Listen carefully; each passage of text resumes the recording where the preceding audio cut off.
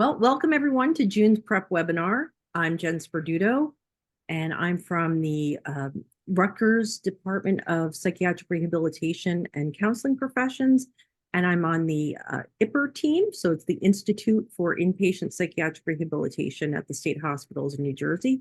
And I'm joined by my colleague Tom Bartholomew and also Dr. Derek Malenczak, who's going to be our presenter today. This presentation, as you know, is sponsored by the New Jersey Department of Health and the New Jersey Department of Human Services. This is an interactive training that we encourage you to ask questions and participate throughout the session. There'll be opportunities for discussion in the chat box. A recording of the webinar is available after the presentation. It'll be up online tomorrow at the Rutgers website, and I'm going to post that for you. And at the end of the webinar, there'll also be a link to a training evaluation where you can give us feedback on the presentation, but also a place where you can access the handouts, download them, and also get a certificate of attendance for being here today. So our disclaimer, as usual, is that our prep webinar is an online forum for a variety of topics relevant to state psychiatric hospital staff. And Rutgers, while Rutgers and DBHS are co-sponsors of the program, the prep webinars are independently presented and by peers and people who work in the system. And as such, the content is developed by the presenter each month, and the views and opinions expressed in the program are those of the speakers and don't necessarily reflect the views or positions of any entities that they represent. So, got that out of the way. Next slide, please, Derek. As I mentioned, the webinar is being recorded, so keep that in mind as you type your answers. I'm happy to introduce to you today's presenter, Dr. Derek Malenczak. Derek has been a faculty member for the past 12 years at Rutgers University, Department of Psychiatric Rehabilitation and Counseling Professions, our department. Prior to Rutgers, he worked in community mental health, nonprofits for 12 years across housing, partial care, co-occurring programs. Derek began at the university working on a research grant aimed at improving executive functioning skills in college students with mental health conditions. He eventually transitioned to teaching and is currently an instructor within the undergraduate program in the department. Derek earned his PhD in 2023, and his dissertation focused on the experience of reentry to post-secondary education following a stop out due to mental health reasons. So with that, I'm going to turn it over to Derek. He can tell you a little bit more about him and the work that he does, and then get into our presentation. So welcome, everyone. Yes, welcome. Thank you for that introduction, Jen. As it shows on the screen, I'm Derek. And I thought it was great that I was asked to do this bio because I think it really sets the stage for my experience in this area that I'm going to be talking about today: executive functioning, strategies to help improve things like attention and focus. So I started off my career working in the field of mental health, severe and persistent mental illness, your expertise, right? And I was working in the community, so I don't have any experience working in a hospital. So I did want to make that clear. I know it's a very different environment than what I did, which was, I would go to hospitals in some of my roles and interview people that would potentially come and live at the group homes or in the programs that I worked in. So I do have that experience. And then how I really got the experience for today's presentation, as it says in this bio, is doing this grant and coming out of working in community mental health and then training to become a cognitive specialist was just really opened my eyes to some of the struggles that people that I had been working with experienced that I really never paid much attention to. Things like the memory problems that people have that I just brush off as like, oh, that's, something that just happens and there's nothing we can do. And the more that I've learned, the more that I've realized, like, there is stuff that we can do. And that's what cognitive remediation is all about. So I spent 3 years on this grant. And during that time, my role on the team on the research project was a cognitive specialist. So I would meet with the students that were randomized into the experimental condition, and the intervention was this cognitive remediation program that I went through with them, and I taught them all sorts of skills that I'm going to teach some of you today, and in a different variety of ways. So with that, let me move on. So overview, this was on the invitation you received, but there's going to be an introduction to the concept of executive functioning, how these skills are impacted by individuals who experience mental health conditions. And we'll do a little bit, play some games, which is always fun. And then we'll talk about some strategies to improve. I tried to make this sort of a twofold training on things that you might be able to use for yourselves to improve executive functioning skills, as well as things you might, if you work directly with patients, that you might be able to begin to instill on the unit. So I tried to kind of do this dual thing here. Here are the learning objectives. So we're going to start off with a basic interview. I'll do about 15 minutes on that. And then we'll learn about how these executive functioning strengths, if people have them, or deficits, if it's people that we're potentially working with, how they interact with rehabilitation.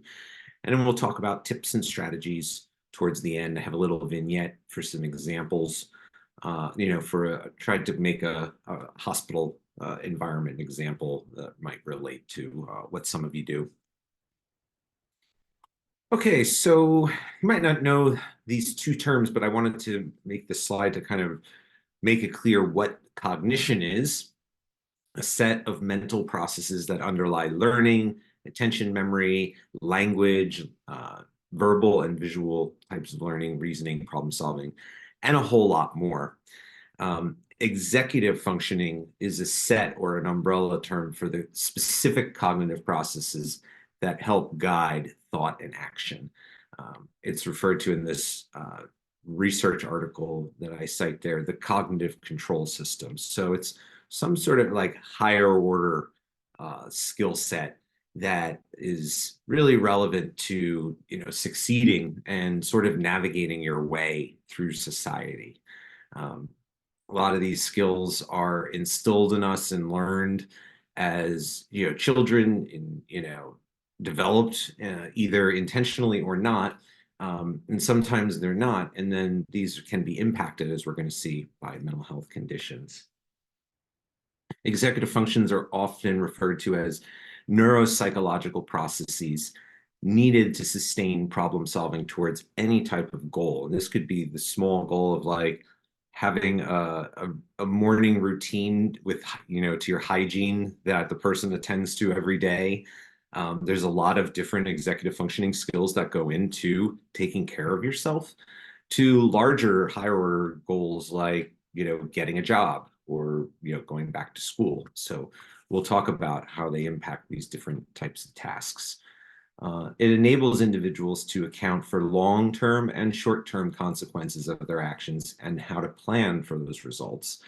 It also allows individuals to make real-time evaluations of their actions and make necessary adjustments to those actions if they're not achieving their desired result. So pretty important set of processes, as you can see. So what are they? So I'm going to go over a set of 6 of them that most people seem to agree on when they think about what executive functioning skills are. These are typically the things that they tend to think about. So you might understand some of these. So working memory. So it's different than your short-term memory, which is, what you're having in the moment, or your longer-term memory. Your working memory is like the memory you're using in the moment when you're trying to retain information. So relating one thing to one another, engaging in like problem solving. So like having to do mental math, for example, is a good kind of idea of what you would use your working memory skills when doing something, or try to do like a math calculation in your head, or like if you're trying to spell a word and you're visualizing it and holding on to it. Working memory. Next one, let's do planning. Pretty straightforward, right? Planning is, I think, one of the highest order skills, I think, because you need some of these other ones to a certain extent in order to engage in higher level planning. Some of the things I was talking about before, like, trying to get a job, right? Might require, you master some of the lower level skills like attentional control, to kind of get to the point where you can come up with a sometimes potentially complicated plan. So planning, let's see, reasoning. Let's see, okay, so yeah, reasoning and problem solving and planning tend to be some of the higher order ones. Working memory, reasoning, inhibition, or automatic prepotent responses. So that relates to attention, and being able to sort of maintain self-control. So this might be, for people that are on the unit, an executive functioning deficit that you might observe in patients, right? People that can't kind of control themselves, that aren't able to inhibit these things that others might be able to have the restraint to withhold. If you think about, somebody that's developing like a child, they lack this a lot of times. They'll, not be able to hold it in. So this one definitely impacts a lot of the people that we work with. And then inhibition, let me just read through this. I just want to make sure I have this one right. Controlling one's attention, behavior, thoughts, or emotions to override a strong internal disposition or external lure. Self-control, the aspects of inhibitionary control. And then we have mental flexibility or set shifting. So this is sort of the idea of changing perspectives or approaches to a problem. So I think of it in two ways. So being able to kind of adapt your mental model if you get new information. So this idea of like, okay, I have this plan to solve this problem, and then, oh, life throws you a curveball. How do you deal with that kind of curveball? Can you work it into your existing plan and change it up without too much trouble? Or does that throw you completely off and you're just really, or you maybe work with people that, they get that curveball and it's very hard for them to be able to change course. You might know somebody like that, right? And then I think of set shifting too as what some people think of as multitasking, which as my cognitive specialist, I tried to discourage the people that I worked with from doing. It really, what multitasking I think of it as is just kind of jumping back and forth between two or more tasks, and that's sort of another way of kind of set shifting. Changing perspectives or approaches to a problem, flexibility, adjusting to new demands, rules, or priorities, as in switching between tasks. So we have, let's see if we get them all. Set shifting, inhibiting automatic, so kind of being able to maintain and exhibit self-control. Attentional control, so that's just being able to pay attention. Somebody is talking to you and you're able to kind of focus on what they're saying. You might see it in a cognitive test. It's like being able to, follow the person's instructions. So these are the 6 skills we think of when you think of executive functioning. If you guys have any questions, feel free to drop them in the chat. Or if there's, you have experience with any type of cognitive remediation or things to kind of build your executive functioning skills, I'd love to hear that as well. But think about I think of somebody that's like an event planner, that has that job. They've got to be masters, I think, at executive functioning, because any type of job where you need to, kind of plan ahead and have a really tight sort of agenda and factor in all these different timelines. Mad respect to them, because that is not the job for me. But in another way, I know your roles, especially, working in the hospital, it is keeping a lot of balls in the air up at the same time. You're jugglers. And for that, I salute you, and I recognize how important it is to have good working memory, to be able to keep a lot of things in your head at the same time and not forget them. Planning skills, reasoning skills to get the job done. Derek, we had a question come in before you move on. What are some of the mental health conditions that impact executive functioning? Great question. I had a slide that I had to cut that focused mainly on schizophrenia. So that is the one where sort of the hallmark disorder that is really associated with a loss of executive functioning skills, deficits, if you would. And it relates to this slide here, so you kind of set me up perfectly. Thank you. So damage to the prefrontal cortex impacts things like working memory and organization and analytical reasoning, all of the different things that we sort of just talked about. The ability to make decisions and be able to weigh pros and cons, classic executive functioning task. So schizophrenia is the one that is often studied. It's the one you see a lot in the literature associated with executive functioning deficits, but really you see it across all major diagnostic disorders. So, depression, bipolar. However, most of the research is done geared towards people with schizophrenia. Executive functions and the prefrontal cortex is the first to suffer disproportionately if you're stressed, sad, lonely, or not physically fit.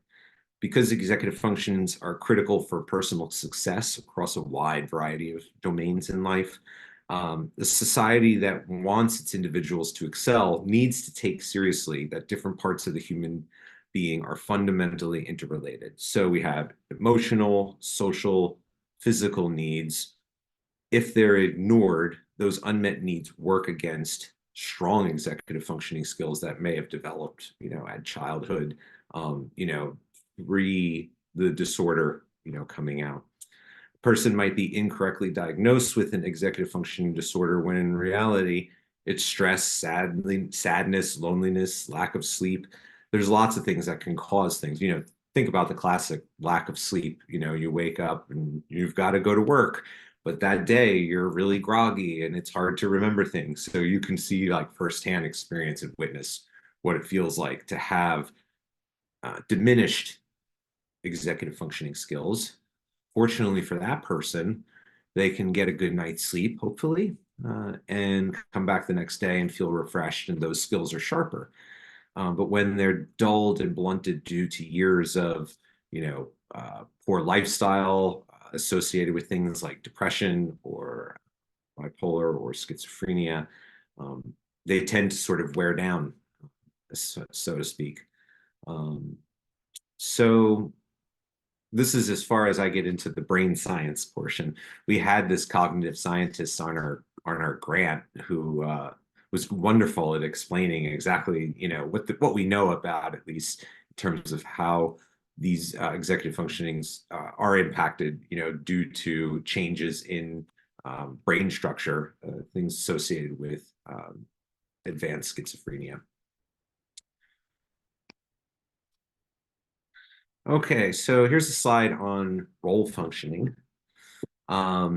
Executive functions help in determining adaptive goals and then help control and regulate these processes.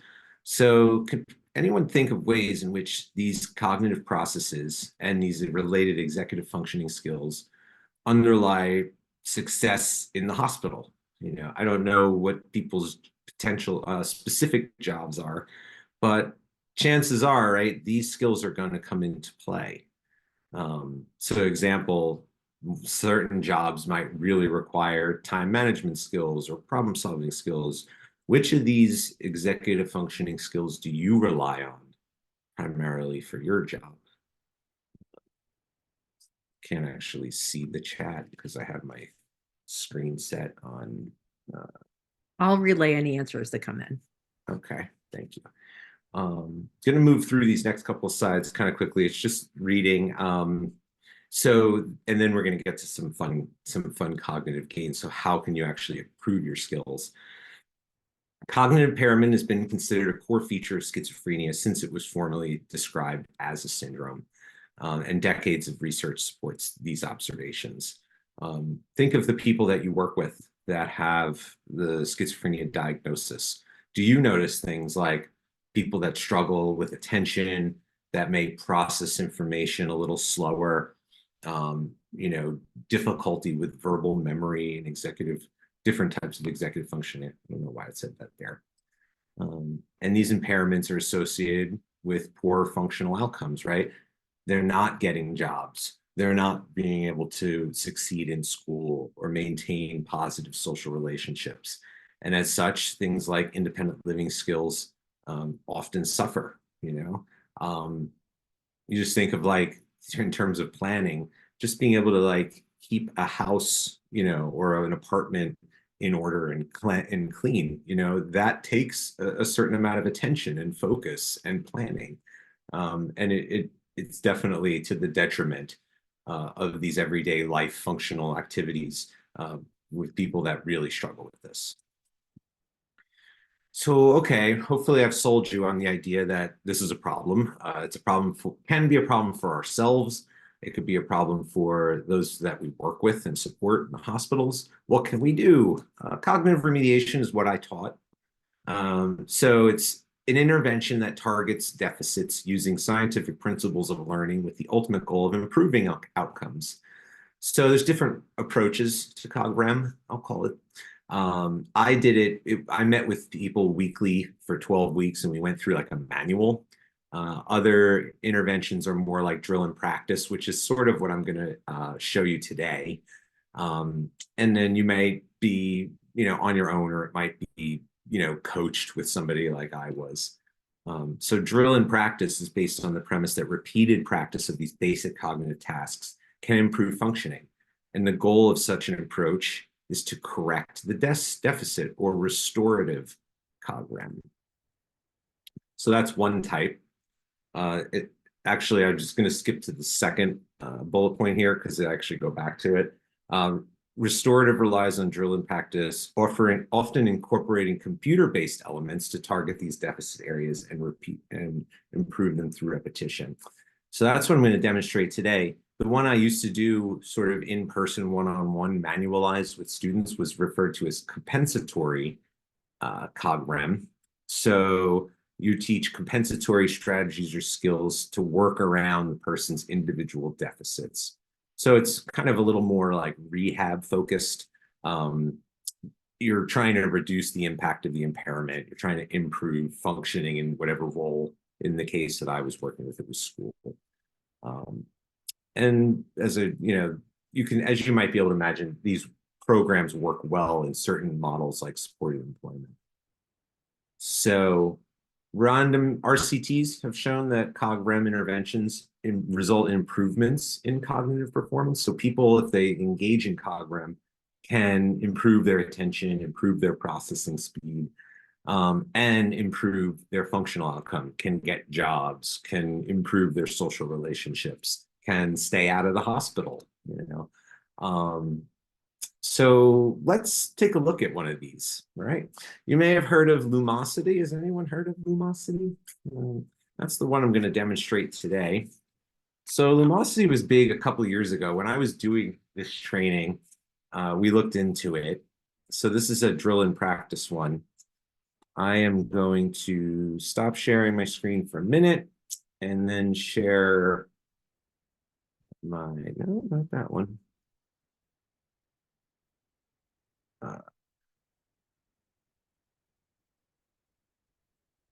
We're going to play a game. So if anyone's ever played around Lumosity, let me know in the chat. So they have a free version, and the free version basically gives you access to 3 different types of games. Yeah, there we go. So, and then every day the games change. So today's games are word bubbles. Word bubbles is a game designed to improve your verbal fluency. We're going to play word bubbles because I think this one, you guys will be able to help me, and you can really help me boost my score because I'll have like What are there 44 of us playing the same game together? We should be able to, like, destroy my personal records. And then there's a couple others. So I'm just going to show you one of them. So this is like an attention game. This is called Star Search. So selective attention, you see up to the right here, entails being able to focus on relevant information while ignoring irrelevant distractions. So for Star Search, we're exercising our visual skills by quickly finding unique objects. So how to play. So you have to click the unique object. That's pretty easy for this one, right?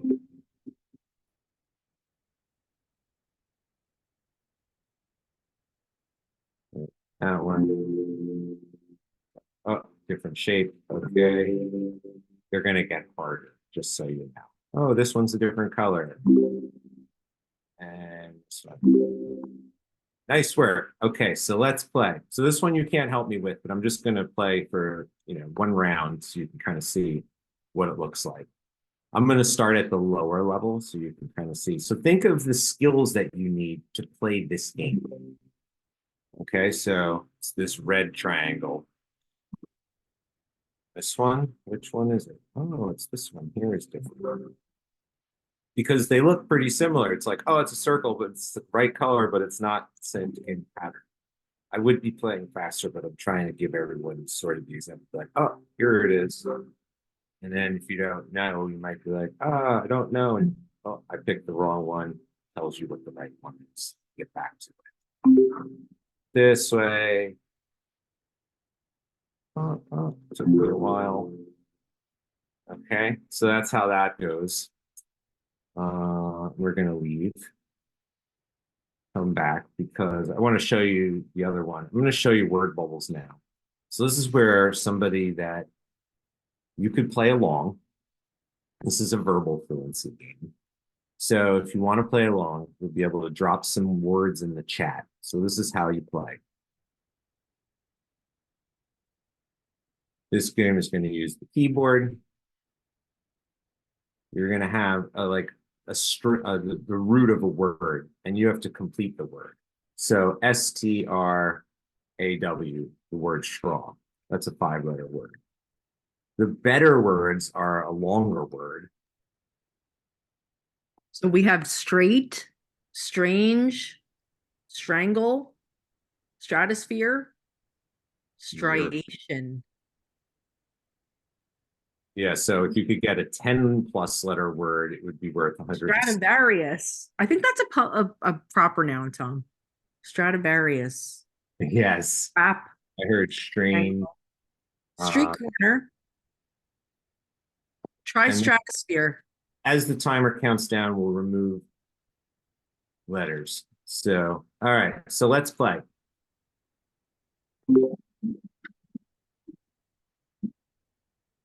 All right, so it's going to be words that start with AF. So after. Right, new letters. After life. AF. Afternoon. Afternoon. Affect. Affiliate. Affirmation. So like now that we have 3 9-letter words, you see how it's they're filled up. It won't let us do any more. Affirm.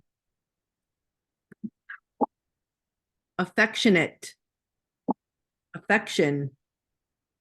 And good one. Bang. Aftermath. You guys are good. What did I miss? Affection, affirmation.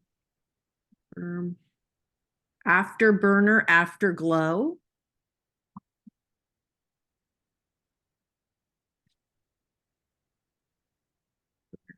We're almost at the end. Affinity. What? Affinity. Afterbirth. Ew. Harry, okay. This is an F. So we killed it. We got a 2080, and then we got a bonus. So good. Picture yourself playing this by yourself and not 38 of your closest friends. And you can start to be like, all right, that one wasn't too hard, but once you master it, you're going to get a more challenging root letter or set of letters, and it's going to make it more challenging. I'm just going to show you the pet protective one real quick. This one's a planning one. So planning involves thinking ahead, evaluating your options, and choosing the best course of action. We're not going to actually play this one, but I'm just going to show you. You basically have to plan out a path to pick up a pet and bring it to a house. So very different than some of the ones that we've been playing. So you have to you only get a certain amount of tasks. So here you'll have 8 steps, and you have to basically pick up the cat, drop it at the house, pick up the dog, drop it at the house. So this, I have 6 left. This. So obviously there's no other ways to go, but as you can imagine, if you have different options, you have to kind of strategize in your head. Okay, what's the path that's going to get me there the quickest? So that's our little fun time if you're interested in improving your executive functioning skills in a fun way that's sort of a little different than you might expect.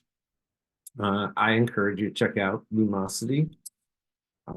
I play when I can. Not something I do every day, but it's nice that the free version allows you to have, it's usually 3 games per day. And then every day they'll let you play as often as you want. And then it changes out each day. All right, so just be mindful of the time. Great, right on schedule. So we're going to talk about some other types of strategies. Another type of sort of drill and practice program that I'm aware of from the literature is called CogPack. I went and looked it up because I was like, maybe this is something the hospital can use. And honestly, it is like so old, like they really need to like bring it into the 21st century. I would be embarrassed to kind of use it like it's like really old, hasn't been all updated software. So Lumosity is a free program, and you know I don't know how much the paid version is, but it unlocks a ton more games. So could you see people, patients, you know, kind of having access to a computer? I don't know. I don't work in this environment that is basically dedicated to something like cognitive remediation that may not have access to other types of, you know, web-based activities as a means to really keep people focused on what they're there for and not allow the distractions to go like, oh, I'm off on social media. Derek, Tom mentioned that they actually did use this, I guess the CogPack, Tom, at Trenton Psychiatric Hospital in New Jersey. Yes, that's correct. Yep. Years ago. Was it part of a research study, or were they just using it for patient outcomes? It was treatment. Yeah. Yeah. So I'd be huge in favor of programs like that if we could, just get them like a little more, looking a little bit more like Lumosity. I think that it would be something that could be done at sort of a low cost and, you know, pretty, barrier to entry would be kind of, low and could have potentially outsized effects. So what else could we do? Either ourselves or the people that we partner with on the hospital units. So this one might feel a little obvious to some. Hopefully most people out there use a calendar and rely on a calendar for day-to-day events, both in their own lives as well as their careers. I know I couldn't live without my calendar. What kind of calendars do people use? Drop it in the chat if you are so inclined. Are you a paper calendar person like I am? I tried the, Microsoft Outlook calendar, and actually I did it for years in another job, but I've returned to paper and pencil. It just feels a little bit more, I don't know, permanent. We're getting a lot of different responses, Derek. Outlook, electronic, a big desk calendar, paper, phone calendar, Outlook, high security setting paper, at a glance weekly. Outlook. So yeah, and if people are real calendar people like myself, you find your system, and you might tweak it over the years, or you might, try and look for something every once in a while. But once you find something you really like, you stick with it. Like I've been buying these same planners, every year I buy it, and I have the academic planner. So I'm actually in between planners, which means I have my July is when they go over. So I'm like one of these people right now. You might be an end of year person where you do that in December going into January. But calendars are important for a few reasons. It's not the main reason to me isn't so that you don't forget your appointments, although that's really important, but it's the planning of your life around those appointments that I find really helpful with calendar. So we're not going to talk specifically about time management because that could be a whole nother webinar. I don't want to, kind of go down that rabbit hole today, but these are basic time management strategies of like having a calendar, having one calendar that you depend on. So I do have other calendars in my life that I might glance at if I'm just like needing to reference what day of the week a certain day is or looking out a few months. But there's only one calendar I use to track all of my appointments.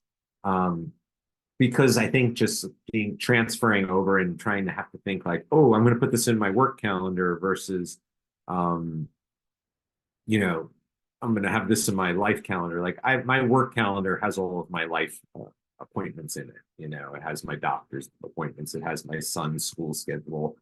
It's got everything because I have enough trouble keeping one calendar up to date. I would shudder to think if I had to like kind of update two at the same time. So along with your calendar, it's sort of the calendar's twin sibling is the to-do list. All right, what do people have for a to-do list? Again, paper, there's mine. Do you use a note on like a note app on your phone? Do you use paper? Is it in your calendar? It should be with your calendar and they work in harmony together. And you can probably see why, right? So the to-do list is sort of like a dumping ground, right? And we're going to talk in a little bit about why it's important to dump that information. And then the calendar is for, important dates, right? Things you can't forget, like appointments, right? Doctor's appointments. I scheduled last week a 6-month dentist follow-up for my son cleaning. And I'm like, where would I put this if I didn't have a calendar? Some people might like pin it on their bulletin board. And it's like, well, what do you have just all of these cards or, so one system that works for you, a to-do list and a calendar. Okay. Here are some other compensatory strategies. So we talked about, I kind of demonstrated the drill in practice. Compensatory, again, if we think back, is really related to compensating for individual deficits. So some people might be really good at certain executive functioning skills and struggle with others. So these work sort of across many. So self-talk is exactly what it sounds like, talking to yourself. Who here talks to themselves? Give me a raised hand emoji. And then think about why you do it. Do you do it like without thinking about it? If you do, chances are it's helping you for some reason. And it really just comes back to coding or encoding. And that's the way you remember information. So if you, for instance, think to yourself, oh, you know what? I got to go in the other room and pick up this cup that I left in. And so you get up and you start to walk into the other room, and halfway across the other room, you stop and you think, oh, what did I need to get? How many times has that happened to you when you're like, walk into the room, you're like, wait, what was it? So it's because we really just weakly encoded that memory of I need to go in and get the cup. All we did was just think about it. We didn't write it down. We didn't say it out loud, which leads me to self-talk. So if you had gotten up from your desk, as on that, and said, okay, Derek, you're going to walk in that room and go get that cup. On your way to go get the cup, you would have a better chance of remembering it, not stop halfway through and be like, what was I thinking? What did I have to get in here again? So that's like a subtle example. And you might feel a little silly at first, engaging in self-talk. Self-talk is the specific intentional talking to yourself in order to improve your ability to complete tasks. It's not responding to internal stimuli, right? A symptom of a mental health condition. So just important, especially for this group, right, to differentiate what self-talk is versus, you know, responding to internal stimuli. Reducing. Derek, to respond to that real quick. Yeah. Cheryl said it helps things stick. She has to hear it, see it, do it, and it's like coming from all different directions. And Mary responded that sometimes I need good ideas, and it is to hear the idea out loud or remember something. Absolutely. And they hit on the topic of, you know, this idea of encoding things in multiple forms. So if you can see the task, see yourself doing it, that's great. But if you can talk yourself through the task, even better. And if you wrote it down beforehand, even better. There's every time you encode the material in a different way, you stand a better chance of remembering. Reducing distractions, maybe easier said than done, right? Today's world, we're just like, everything is competing for our attention. And they've gotten increasingly more sophisticated, especially like tech companies, at being able to do this, right? If you just, I just think of it as like a war with your cell phone and the notifications that pop up. It's an ongoing battle. Some people are cognizant of the battle, like myself, and fight the good fight every day, right? Limiting what notifications pop up on your phone, because that limits how many times I'm going to be distracted by my phone. I love the weather, right? So when there's like some sort of severe weather alert, like nothing gets me like more jazzed up to be like, oh wow, we got a big thunderstorm coming our way. But I have to really like be conscious and be like, no, that is not, unless it's life-threatening, and sometimes I guess weather could be, maybe that's a bad example, but most of the notifications that I have set on my phone are not life-threatening, and they can wait, right? I had to, before I even got on this call today, make sure to cognizantly put the do not disturb thing on, because it's like, oh, there's that temptation, right? So reducing distractions. Task prioritization is the third one there. So have you ever had the idea of like, I'm not sure what I should be doing right now? Being able to prioritize. The way I do that is I look at my to-do list and I kind of jot down the most important strategies, the most important things that I have to do that day. Like, and usually I try and limit it to like 5 things, and you know, work throughout my day to get those done. A couple of these are just going to run through really quick. Avoiding multitasking. We talked about that earlier. It's really just advanced set shifting, and you're not able to focus distinctly on either thing very well. Categorizing things is a way to improve your ability to remember them.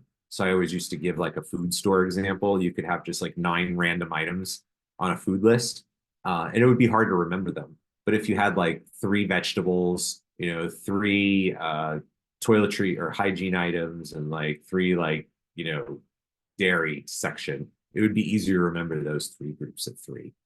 And then task chunking, taking a large task and breaking it up into smaller tasks. That might be something that people have tried, you know, for like, I think of that when I teach students like how to write a paper. You want to break it up into different tasks and not try and bang it out in one night. They don't always listen to me. Habits and routine. Why are these important? Most of these strategies require ongoing practice. The effects of the repetition and practice turn into healthy habits. So I think about maybe the hospital might not be such a bad place to start to work on instilling habits and routine, because of the fact that it is such a routine, or should be, I guess, routine-oriented environment, right? I hope, or I think, maybe I'm wrong, people tend to get up at the same time, take their meds at the same time, you know, kind of have a very structured routine. I'm told that's, you know, helps people manage their mental health condition. What better way for people that are coming into the community to kind of start learning those things than there? Things that we can turn into habits: calendar checking. So getting in the habit of every day looking ahead, or not, maybe not every day, but looking ahead, looking at your to-do list and breaking tasks into smaller chunks.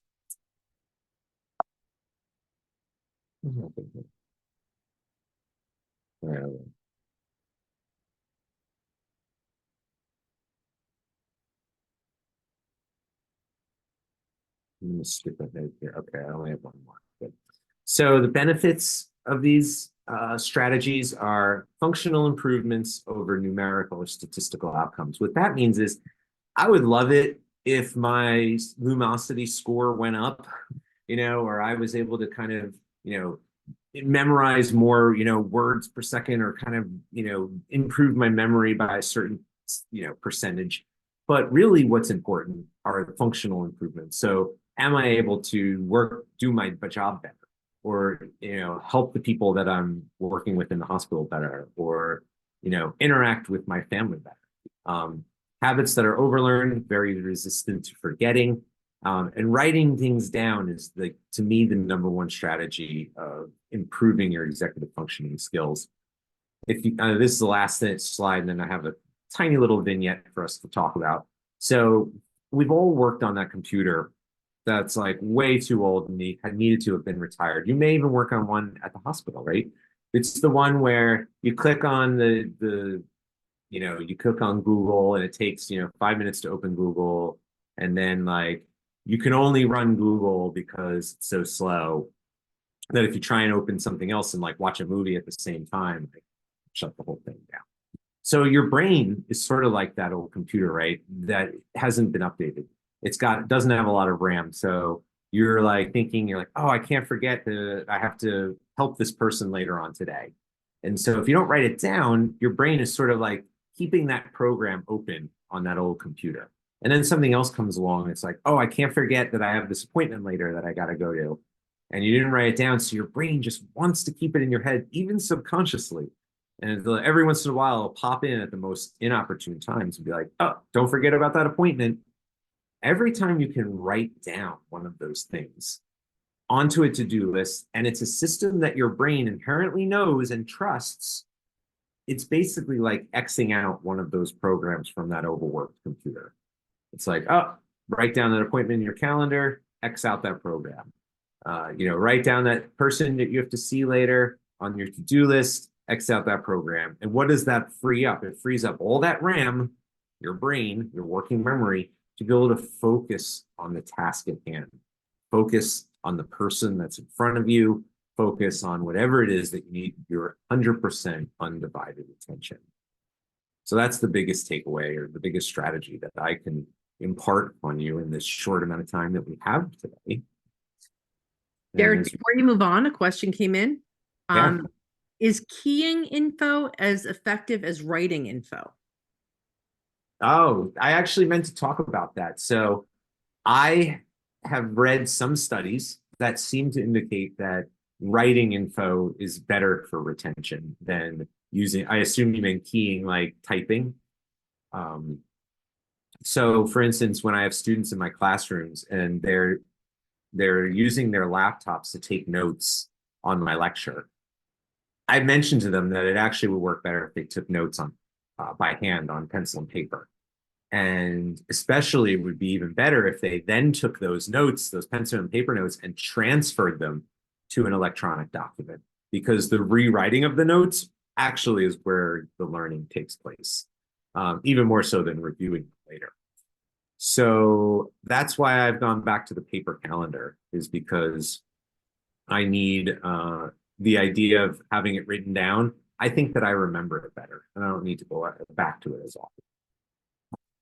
So we have 10 minutes left. So I'm going to read this little vignette here. Maybe this is realistic. I don't know. But let's talk about Jared. He's a patient currently in the hospital who has schizophrenia and is he's preparing for discharge. He's been hospitalized for the past 2.5 years and will be transitioning to a group home in the next couple of months. So we have a little bit of time. You notice that Jared struggles with some of the executive functioning skills we talked about here, like memory, attention, maybe that inhibition as well, right? However, he's also very motivated to return to the community and get a job. What are some simple EF strategies that we can work on with Jared on the unit as he continues to prepare for discharge to the community? So this is one where you can start to drop your comments in the chat, and then if there are any, shout them out. But I think I'll just talk about the calendar real quick, because it might be like calendar, and that might not be the one that the person might need in that moment. I'm not sure. Maybe they do have a lot of appointments that they would need to write down, and that definitely would need to be a skill that they're going to need in the community once they get out. Because I can imagine the transition going from, a hospital, which your schedule and routine is sort of dictated to you, to the community where you have a lot more say over when you're going to do what. The calendar can be helpful in that time. But besides the calendar, is there any of the strategies that we talked about today or anything that you think about when you're thinking about executive functioning or cognitive remediation that might be helpful in this type of situation? So we have, Angela said, make a daily to-do list and then cross off items as completed. Laura mentioned a to-do list as well. Yeah. Definitely a to-do list. And, it may only have 3 things on it for that day for that person. But the act of crossing those things off, if you're a to-do list person like myself, there's no better feeling. That can really build a lot of self-confidence. One I thought of is like with medication. So using self-talk, if the person is having trouble with memory, like for instance, remembering the medications they take, maybe they take a lot, saying the medication out loud as they're saying it, and maybe saying what it's used for, practicing that with the different patients if you're able to, might be a way to get them working on their, psychoeducation. Another one I thought of. Any others? Another response came in from Deb, said, I'd like to work on goal setting and task chunking. Yep. Also a chore chart that lists things to do each day, whether it's meds, hygiene, exercise, appointments. Yep. That great example. I didn't talk a lot about like visual learning versus verbal learning. To ask people like, oh, what type of learner are you? Are you a visual learner, or a verbal learner? Or, do you see pictures when you think of things, or do you see words? Like, most people tend to identify as visual learners. But I don't really know the research well enough to be able to say like, whether that's better or not. But definitely having, if you do identify strongly as a visual learner, having things up on the walls or picture boards or visual items like a chore chart versus written down things, has, I've seen it, help firsthand, people remember things and keep things at the forefront of their prefrontal cortex. Also, another one just came in, a list of important phone numbers or contacts in one place. So not only write them down, but have them together where it's easily findable when you need it. That's a wonderful habit to start working on, right? Because you can kind of start building that instead of important resources, it might be a folder or a binder that the person's going to need when they get out. And so one of the first things we taught people, one of the first weeks, the first couple of weeks, we always worked with them on a calendar because we saw how important it was, and we wanted them to be able to work on that skill for the entire time we were with them. So we would start that one very early. But the very first skill we worked on was having a home for your most important items. So when you come home every day, guys, for example, might have, their keys, their phone, their wallet, I have like my wedding ring, and I have this like little bowl next to my door that I kind of throw, my wallet and my ring and my money and all that stuff in. And it's like where all that crap lives. And, I have it, that's where it lives. And if I don't tend to lose those things because they all have a home when I'm not using them in the community. That might be a good thing to kind of start thinking about with people, is like the central home for their critical or important items.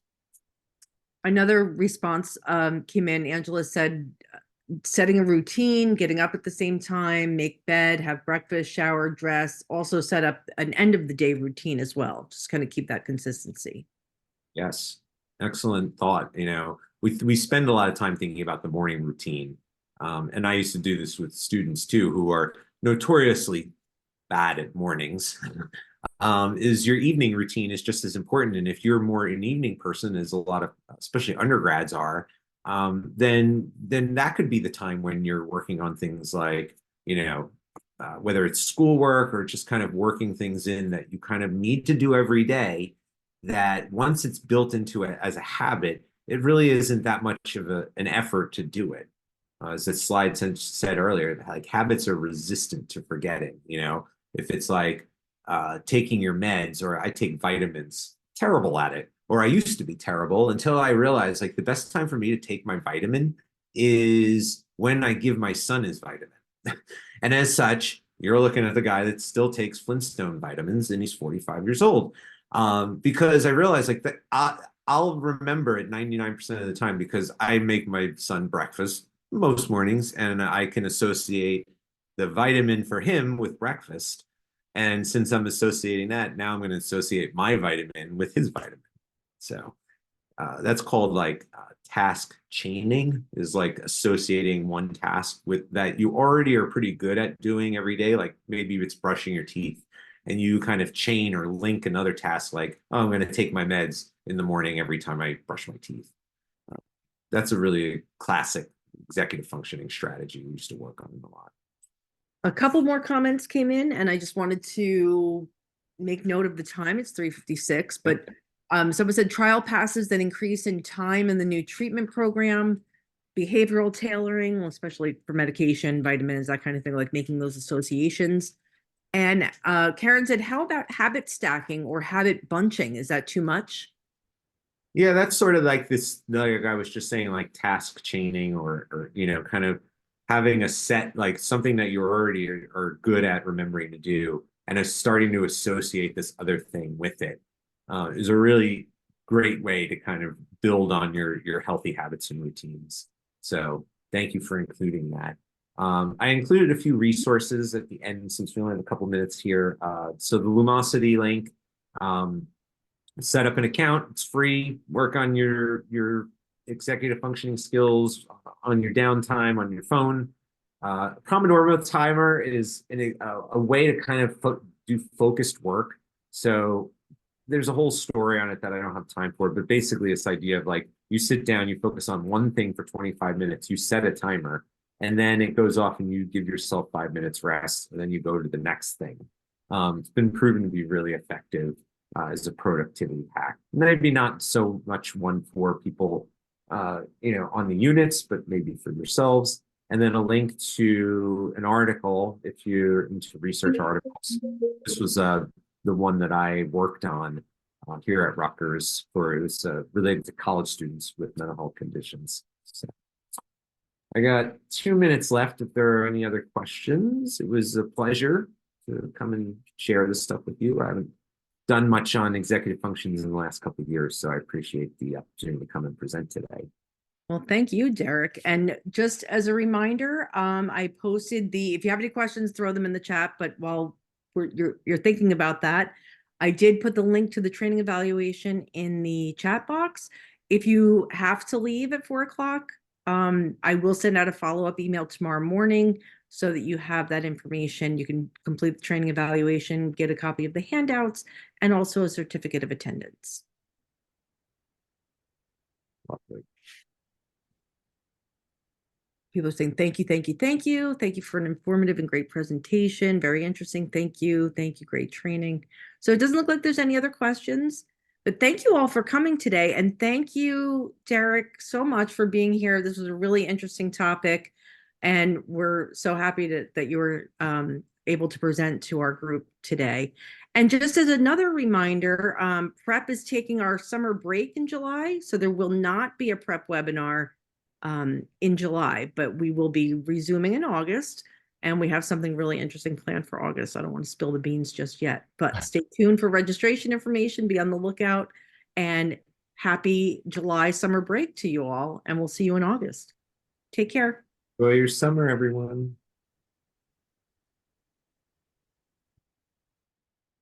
Mm.